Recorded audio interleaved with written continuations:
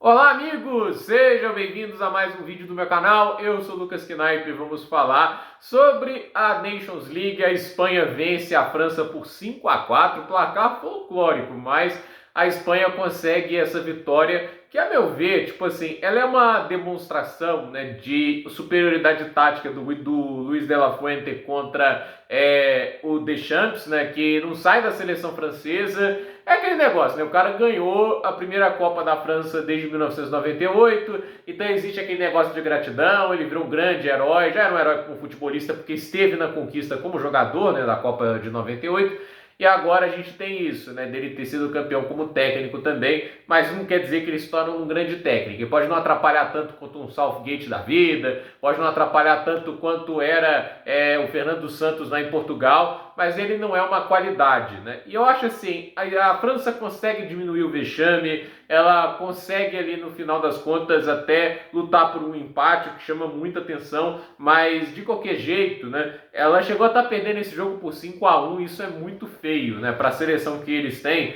Quer dizer, para pensar, olha a seleção deles, né? O quarteto ofensivo tem Kylian Mbappé, Désiré Doué, Michael Olise, Ousmane Dembélé. Não é qualquer coisa, né? E por mais que a gente possa até citar alguns problemas que a seleção pode ter, a atuação catastrófica hoje do Mike Maignan, que é o goleiro que está pelo jeito forçando saída para ir para o Chelsea mesmo, né? Tá tentando usar a atuação ruim para desvalorizar o passe dele lá com o Milan, sei lá. E a gente tem ali outros problemas que a gente pode citar, mas a verdade é que a França no banco pode gerar um Ryan Cherki, que jogou um absurdo, o Andal Colomoni, que é um bom centroavante, eles têm o Barcola, eles têm o Malo Gusto, e assim, é muito jogador bom. O Aurélien Tchouaméni, meio campista do Real Madrid, estava no banco e não foi utilizado. Marcus Thuram, centroavante titular da Inter de Milão, estava no banco e não foi utilizado. O Zayn Emery, meio campista do Paris Saint-Germain, não foi utilizado. Benjamin Pavard não foi utilizado. Então, assim, eu estou citando vários jogadores que não foram utilizados pela França, só para você ter uma ideia. Esses que não foram utilizados, que na visão do Deschamps não ajudariam essa partida,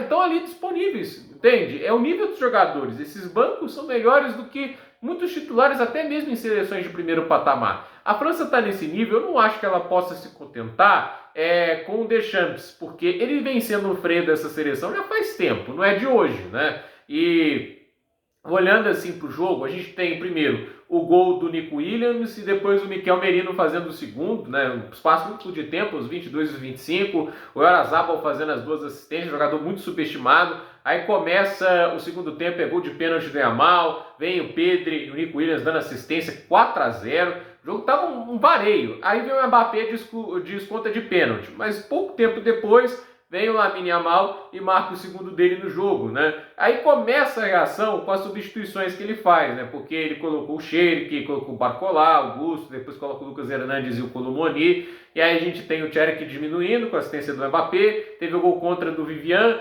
aí teve o Colomoni também fazendo o gol com a assistência do Cherki, o Cherki entrou muito bem, e é um pouco espantoso que o Ryan Cherki é um jogador que pode ser negociado nessa janela de transferência, se não me falha a memória, pelo preço de 30 milhões de euros, ou 40, é o que o Manchester City vai pagar nele. Então, assim, jogadoraço o Ryan Cherki. Então, assim, a gente viu a França até conseguindo voltar em certo ponto no jogo, porque tem muito talento, se ajustar minimamente a uma seleção que joga grande futebol, mas no contexto geral, eles tiveram que sair de um buraco de 5-1 atrás, isso é demais, entende? Não dá para passar pano para isso, ficar 5-1 atrás é demais, né? E aí a gente está falando do que para mim é a seleção mais talentosa da atualidade. Do outro lado, na Espanha, você pode até falar, tem o Nico Williams, que é muito bom jogador, Lamine Yamal dispensa comentários, o Marco Kurela é um dos melhores laterais da temporada, mas assim, tem o Pedri também, aí você tem o Zubimendi, o Merino, o Lenormand e o Rougisen são bons zagueiros, mas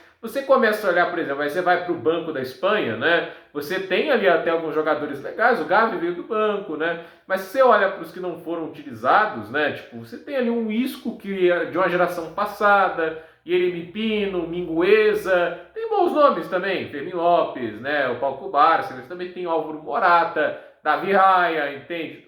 Há um nível que para mim é nítido, né? A Espanha está abaixo da França em termos de talento, mas a organização é tudo e não são bobões, são jogadores bons. Vamos ter aqui também um pedreiro da bola, são ótimos jogadores, mas para mim é nítido que a Espanha está à frente no componente tático e não é à toa que eles ganharam a Eurocopa. Para mim são os favoritos da Copa do Mundo, porque em termos de futebol é realmente impressionante o que eles vêm apresentando. Então é ver o que vai acontecer. Eu acredito sim que é favorito também contra a equipe de Portugal, são mais organizadas do que a equipe do Roberto Martínez, mas temos que ver o que vai acontecer até lá, porque o futebol é a arte do imprevisível, assim como todos os esportes.